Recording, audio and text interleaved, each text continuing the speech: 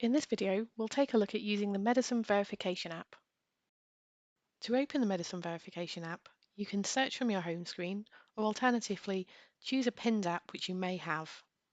As can be seen on screen, the Medicine Verification app holds all types of transactions which are sent through for FMD verification.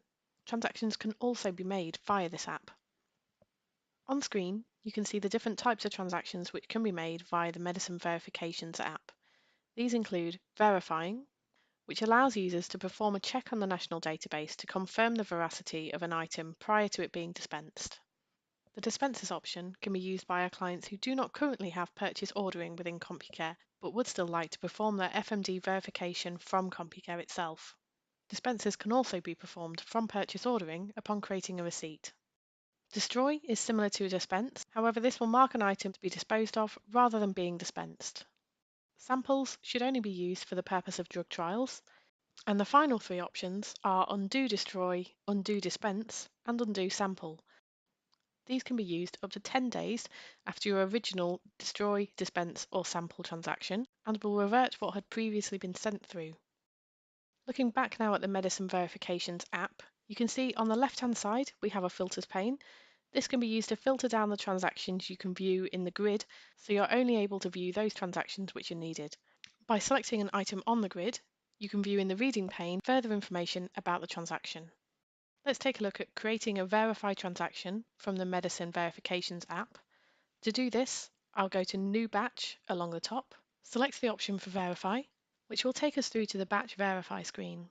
Once within this screen, the first element which we'll need is the site. Once we've entered the site, we can enter a reference number if needed. This isn't a mandatory field though.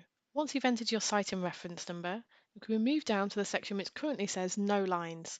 Clicking on this section will allow us to scan in our items which we need to verify. You must have the focus set to this area in order to be able to scan in your barcodes.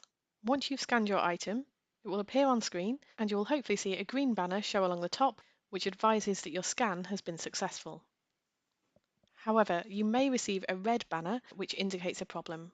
To find out more information about how to resolve a red banner, please take a look at our knowledge base at our troubleshooting guide. You can add multiple items in here to verify if needed. Alternatively, you can simply go to Save within this screen. Once you've chosen Save, you can then submit your transaction, which will then be shown on the grid.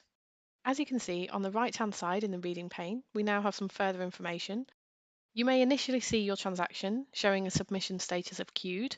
However, if you leave this for a short period of time or refresh your screen, you will likely see that this transaction has now received a response from the national database.